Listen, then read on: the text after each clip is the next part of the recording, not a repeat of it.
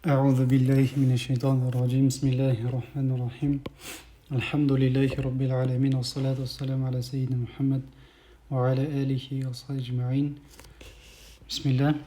Біз 16-шы сабаққа келдік. 16-шы сабақ бізге диалог берген. Яғни мұғалім мен Мұхаммед деген есімді жігіттің арасында диалог. Мұғалім сұрайды: Лиман хазихил ақламу я Мұхаммеду. Ей Мұхаммед, бұл қаламдар кімдікі дейді. Лиман дегеніміз кімдікі. Сұрақ бұл. Яғни бұл қаламдар кімдікі. Яғни біз осыны пайдаланып кез келген нәрсені айтсаңыз болады. Лиман хазихил кутуб, лиман хазихил сайяра деген секілді. Мұхаммед еді: Хия ли я ұстаз. Ұстазым, ұстаз. Ол, яғни бұл қаламдар менікі дейді. Ли. Хия джамилатын жидден. Ол өте әдемі екен. Ва хазихил кутубу әл жадидату ахия лак. Ахия, мына жақта. Ахия лака. Және де бұл жаңа кітаптар ол да сенікі ме дейді. Дегеніміз бұл сұрақ белгісі. Ләка сенікі ме ол кітаптар. Мұхаммед: лә, жоқ. Хия ли хамидин. Ол кітаптар, жаңа кітаптар хамидтікі. Айна дафатирукум я ихвани. Бауырлар, сендердің дәптерлерін қайда? Хия хуна аля хазал мактаби. Дәптерлер осы партаның үстінде дейді. Қысқаша диалог берген. Тәмәрин, жаттығуларды орындайық. Төмендегі мысалдарды ойлан дейді. Соған зер салайық. Муфрат дегеніміз бұл жекеше, жеке. Жама көпше түрі. Хаза талибун жадид. Яғни жеке болады, бір адамға айтылады, жеке. Бұл жаңа студент. Хуа мин Бельджика дейді. Бельджика. Білмедім қай мемлекет екен. Яғни ол, яғни осы жерден. Жамы көпше түр қалай болады? Хаулай толлабун жудудун. Олар, яғни осылар, болар жаңа студенттер. Хум, олар осы жерден. Муфрат хаза китабун жадид. Мына жақта толиб деді, мына жақта китап. Бұл жаңа кітап. Ол осы жерден. Хазихи кутубул жадида. Көпше түр қалай? Бұл жаңа кітаптар. Бұл осы жерден дейді. Мына жақта бір қағиданы келтіреді. Қағиданы. Мына жақта қарасақ. Бұл ертегінде тұр, ертегінде. Ал мынау әйел тегінде. Неге? Өйткені да тамарбота бар, мынада тамарбота жоқ мысалға. Неге болған тамарбота түсті? Қағида бар. Жансыз заттың көпше түрі оның әйел тегіне қолданылады. Кітап деген жаны жоқ қой. Онда тамарботамен жүреді. Мысалға ақыламун.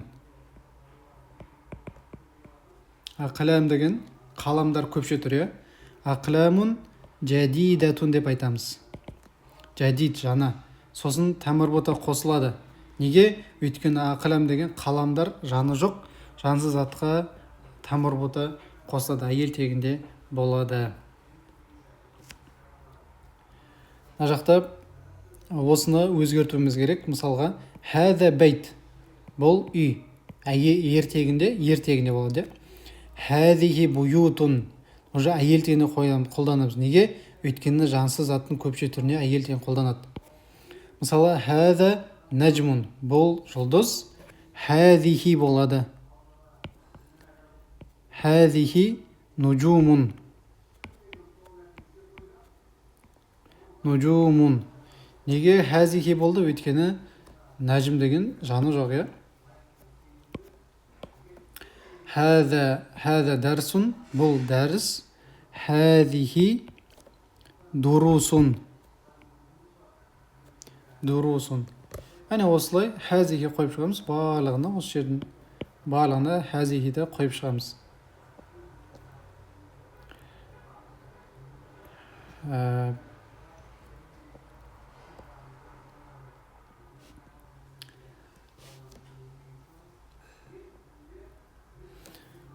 Мысалы мына жақта зәлика нәжім деген не деп жазамыз? Тилка. Өйткені тилка әйел тегінде. Тилка нуджум. Нуджум. Тилка сайяра. Дәл осылай. Тилка сайярат. Көпше түрде.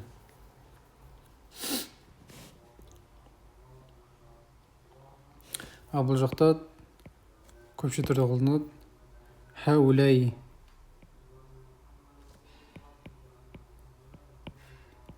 Улай болады. Келесі осы үшеуін қойып шығамыз дейді. Хәза, хәзихи, улайка. Роджул болса онда хәза. Риджал, хаулай. Кәлбун, хәза. Әне бұл ит деген. Келеп көпше түр болса хаулай. Дорусун, жансыз заттың көпше түрі хәзихи. Мударрисуна хаулай деген секілді. Әне жақтың барлығы оңай деп ойлаймын. Арғы толтыра бересіздер. Дәл сол секілді зәлика, тилка, улайканы қоямыз. Толип болса, осының үшеуін біреуін қайсысы болады? Зәлика болады. Зәлика толибун. Толлоп көпше түр болса, онда мынау болады.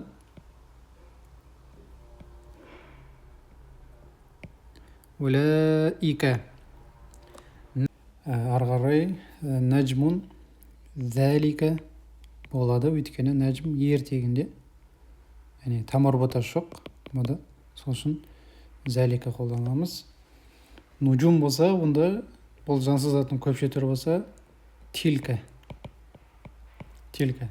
Яғни осылай жазып шығамыз. Мына жақта әсмәул ишарати лил қариб әл-ғақил дейді. Яғни ақыл есі бар, яғни жаны бар деген сөз. Ақыл есі бар, жақын болатын болса, мысалы хәза деп қолданамыз. Хәза, хаулай, хәзихи, хаулай. Яғни бір адам, бірақ ертегінде, көпше ертегінде. Бір адам әйел тегінде, көпше бұл әйел тегінде осылай қолданамыз. Бұл кімдерге? Жақын болса және де ақил, яғни ақыл есі бар. Анау алысқа, яғни баид, алысқа зәлика деп айтамыз, иә? Анау студент. Улайка, анау тұрған студенттер. Тилка, анау студент қыз. Улайка толибат, анау тұрған студент қыздар деген секілді. Енді келесі бұл жақынға ғойру ақил болса. Ғойр дегеніміз емес деген. Яғни ақылсыз деген мағына тікелей аударатын болсақ. Яғни ақылы жоқ, яғни жансыз деген мағынада, жансыз. Мысалы, хәза бәйт. Хәзихи буют уже. Көпше түрде хәзихи қолданамыз. Хәзихи сайяра, хәзихи сайярат. Бұлай айтқанда үш жерде хәзихи. Жақсылап қарап алыңыздар. Зәлика бәйт, тилка буют. Тилка сайяра, тилка сайярат. Бағанағыда үш жерде тилка қолданады, бірақ жерде ғана зәлика болады. Ва ахиру дағуана алхамдулиллахи раббил аламин.